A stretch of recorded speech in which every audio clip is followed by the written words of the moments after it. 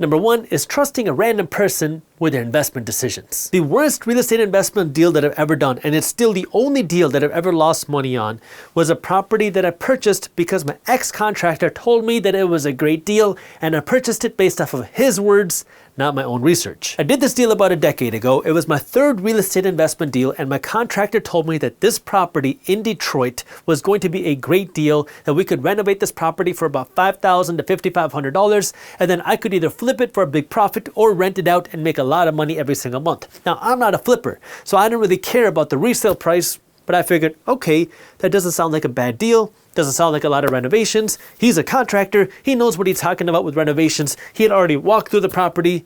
So what could go wrong?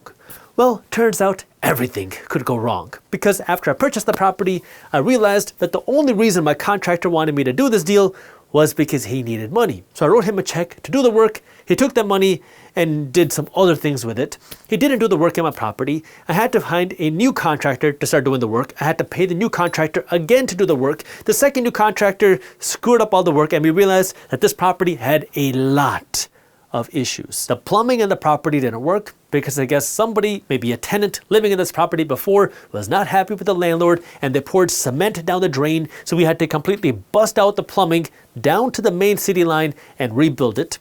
We had to raise the elevation of the house because the city said that they didn't like the way that the house was sitting. I didn't know at the time that you could raise the elevation of homes, and apparently you can, and it's not cheap.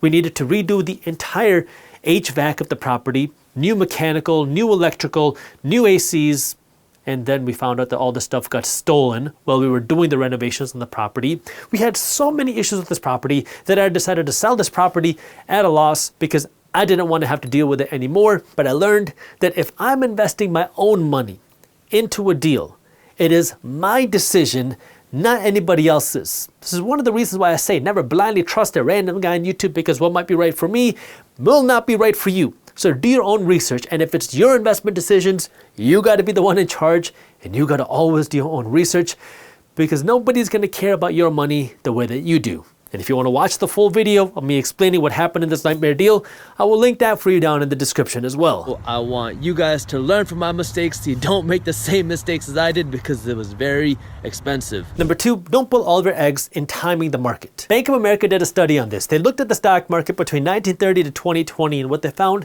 is that if you were able to time the market perfectly, and you invested your money for all of these 9 decades, but you did not have your money invested in the 10 worst days of every year of these 90 years, well then over these 90 years, you would have seen your money grow by around 3.7 million%, because you were able to perfectly time the market and not have your money in the market on the 10 worst days of every year. But then they said, if you're not able to time the market goodly, and you invested your money in the markets for these 90 years, but now you did timing the wrong way, meaning you missed the 10 best days of every year of each of these decades.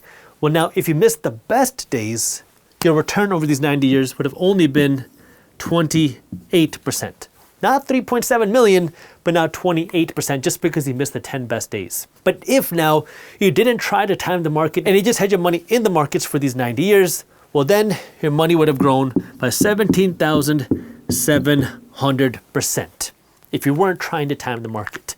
What that means is if you can time the market perfectly, you will make a lot of money, but the problem is you're probably not going to be able to time the market perfectly. In fact, you're more likely to be hit by lightning and then on the way home from the hospital to go to the gas station and pick up a lottery ticket and win the jackpot than you are to hit the markets perfectly every single year. This is why for most people, having your money in the market for a longer period of time is the best way to go, because if you do it wrong, well, you don't get to make the big returns. If you do it right, you'll make a lot of money, but this really is not very practical, but you can just keep your money in the markets and see the big returns. However, one thing I do want to add to this is you can also take advantage of downturns, because while nobody can perfectly time the market, you can see when things are going wrong. When the 2008 crash happened, you could see the real estate prices were getting hit very hard.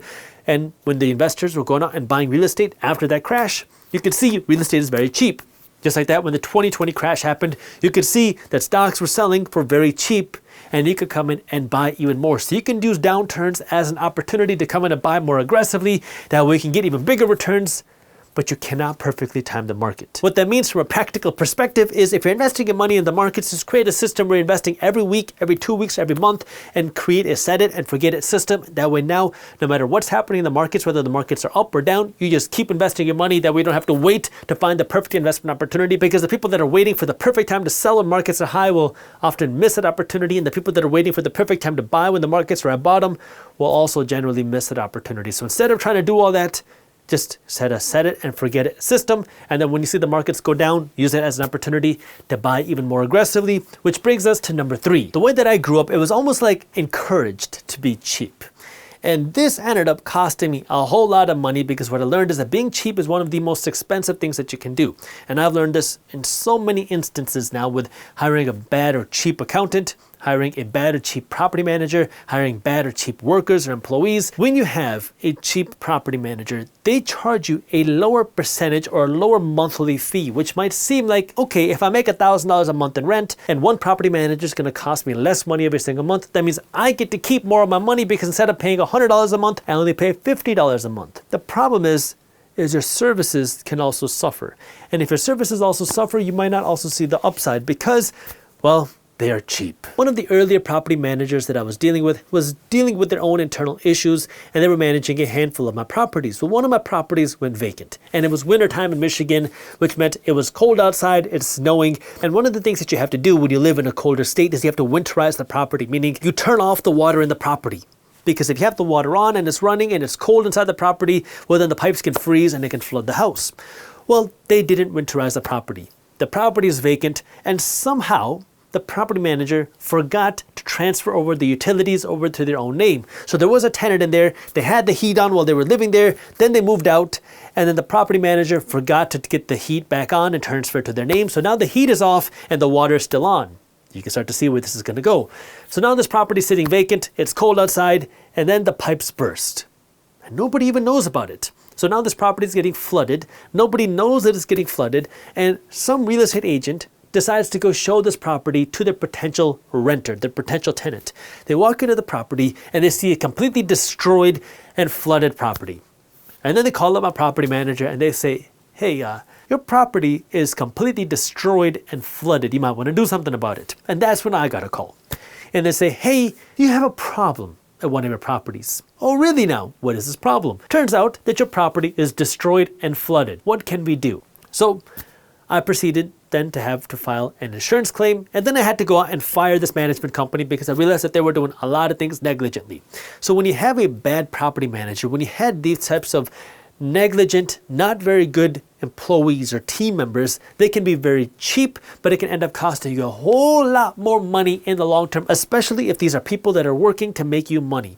Because if it's a good property manager, what I've learned now that I've hired good property managers is that number one, they take care of the property. They also take care of the tenants, because you want to make sure that your tenants are being taken care of, that repair requests are being done, the properties are being updated and managed and taken care of property, but then also that you're maximizing your income potential.